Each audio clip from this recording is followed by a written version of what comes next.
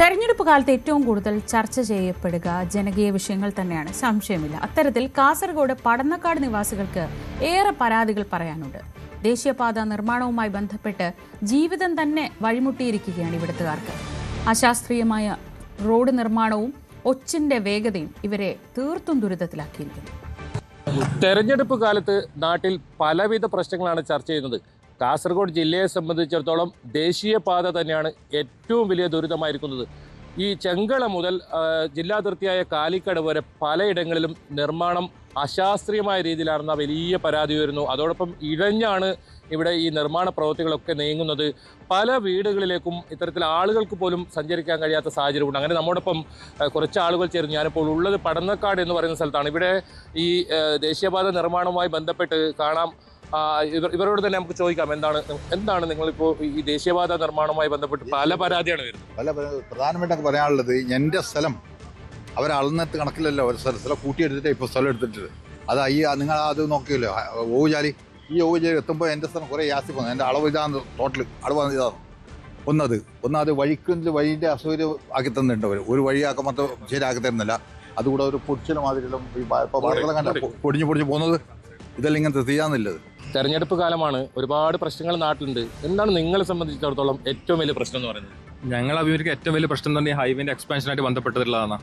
ഇത് ഈ drainage system വന്നതിൽ പിന്നെ വീടിനകത്തുള്ളവർക്ക് പുറത്തു പോകാൻ പറ്റാത്തൊരവസ്ഥയാക്കി.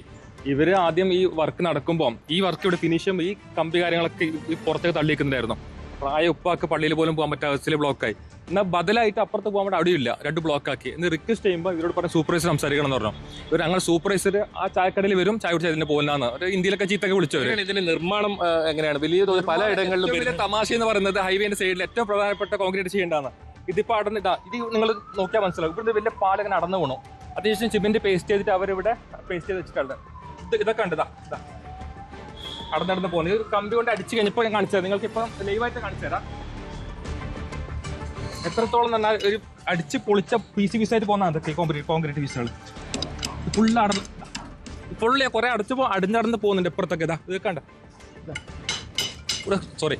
അപ്പം ഇതിനൊക്കെ ആരും പ്രതികരിക്കുന്നില്ല. ഇതിന് ഈ ഒരു വീടുകളിലേക്ക് വരുന്ന റോഡ്, ഇതിന്റെ മുകളിൽ റോഡ് വരുന്നത്, വലിയ വാഹനങ്ങൾ വരുമ്പോൾ എന്നാൽ അപകടം സംഭവിച്ച ശേഷം ആക്ഷൻ എടുത്ത് കാര്യമില്ല. നമ്മുടെ നാട്ടിൽ ഏറ്റവും വലിയ പ്രശ്നം എന്ന് പറഞ്ഞാൽ എന്തെങ്കിലും അപകടം സംഭവിച്ച ശേഷം ആക്ഷൻ എടുക്കും. അപ്പോൾ ഒരു ജീവനോ അല്ലെങ്കിൽ വലിയ അപകടം സംഭവിക്കും ആൾക്കാർക്ക്. അതിനു മുമ്പേ ഈ കാര്യം ജനങ്ങൾ ബന്ധപ്പെട്ടവരെ അറിയിച്ചിട്ട് ഏറ്റവും പ്രധാനപ്പെട്ട തീരുമാനം എടുക്കണം. അതാണ് ഞങ്ങൾ പറയാനുള്ളത്. ഒരു സ്ഥാനാർത്ഥി കൂടെ നമ്മോടൊപ്പം ചേരുന്നുണ്ട്. കാഞ്ഞങ്ങാട് നഗരസഭയിലെ UDF സ്ഥാനാർത്ഥിയാണ്. വലിയ തോതിൽ വലിയ പ്രശ്നങ്ങളാണ് ഈ ഭാഗത്തൊക്കെ പറയുന്നത്. ദേശീയപാത വികസനവുമായി ബന്ധപ്പെട്ട് വലിയ പ്രശ്നങ്ങളാണ്. തെരഞ്ഞെടുപ്പ് വരുന്ന ഒരു കാലമാണ്. ഈ സമയത്താണല്ലോ ഇങ്ങനത്തെ വിഷയങ്ങളൊക്കെ ചർച്ച ചെയ്യപ്പെടുക. നിങ്ങൾ ഈ കാര്യം ശ്രദ്ധയിൽപ്പെട്ടിട്ടുണ്ടോ? ഇത് ഇനി ഭാവിയിൽ ഈ തെരഞ്ഞെടുക്കപ്പെട്ടാൽ തന്നെ ഏത് രീതിയിലായിരിക്കും ഇത് ഉയർത്തിക്കൊണ്ടിരിക്കുക? ഹൈവേ വികസനവുമായിട്ട് ബന്ധപ്പെട്ടിട്ട് വികസനത്തിന് ആരും എതിരല്ല. പക്ഷേ വികസനവുമായിട്ട് ബന്ധപ്പെട്ട് സാധാരണ പൊതുജനങ്ങളെ ബുദ്ധിമുട്ടിക്കുന്ന രീതിയിൽ, അവരെ സ്വാതന്ത്ര്യം നഷ്ടപ്പെടുന്ന രീതിയിലുള്ള പ്രവർത്തനങ്ങളാണ് ഹൈവേ വികസനവുമായിട്ട് ബന്ധപ്പെട്ടിട്ടുള്ളത്. ഒരു കൗൺസിലറായി തിരഞ്ഞെടുക്കപ്പെട്ട് കഴിഞ്ഞാൽ ജനങ്ങൾക്ക് ഉപകാരപ്പെടുന്ന സഞ്ചാര സ്വാതന്ത്ര്യം അടക്കമുള്ള വിഷയങ്ങളിൽ ശക്തമായ രീതിയിൽ ഇടപെടും എന്ന് ഞാൻ നിങ്ങൾക്ക് ഉറപ്പ് തരികയാണ്. ഇവർ ഒരു നോക്കുകുത്തികളാക്കിയിട്ട് നാട്ടുകാരെ ആക്കുന്നത്. 2000 ആൾക്ക് ദിവസം കടന്നുകൊണ്ട് ബസ് ഇറങ്ങിയാലും ഇവിടെയാണ് ഞങ്ങളൊന്ന് പറഞ്ഞു കൊടുത്തത്, ചെറിയൊരു അണ്ടർ ബൈപ്പാസ് നടന്നു പോകാനുള്ളൊരിത്. അതുവരെ അനുവദിക്കാൻ കഴിയാതെ ഈ NHന്റെ ഇത്ര വലിയ ഒരു പ്രൊജക്റ്റ് എടുത്തിട്ട് ഇവർ നാട്ടിന് സൗകര്യമില്ലാതെ ഒരു പ്രൊജക്റ്റ് എടുത്തതിനെ കൊണ്ടൊന്നും ഗുണമില്ല. നാട്ടുകാർക്ക് വേണ്ടിയിട്ടില്ല, ജനങ്ങൾക്കല്ല ഈ സൗകര്യം ചെയ്ത് കൊടുക്കുന്നുണ്ട്. ജനങ്ങളുടെ സൗകര്യത്തിന് അവർ യാതൊരു കാര്യങ്ങളും മുൻതൂക്കം കൊടുക്കുന്നില്ല. ഈ ഹൈവേയുടെ പരിസരത്തുള്ളവർക്ക് അശാസ്ത്രീയമായ ഈ ദേശീയപാത വികസന പ്രവർത്തനത്തിൻ്റെ ഭാഗമായി വളരെയേറെ പ്രയാസപ്പെടുകയാണ്. പടന്നക്കാടിനെ സംബന്ധിച്ചിടത്തോളം കാഞ്ഞങ്ങാട് ഒരു മിനി ടൗണാണ് കാഞ്ഞങ്ങാട് മുനിസിപ്പാലിറ്റി പടന്നക്കാട്. ഈ പ്രദേശവും രണ്ടായി ഭാഗം വെച്ച അവസ്ഥയിലാണ് ഇപ്പോൾ ഉള്ളത്.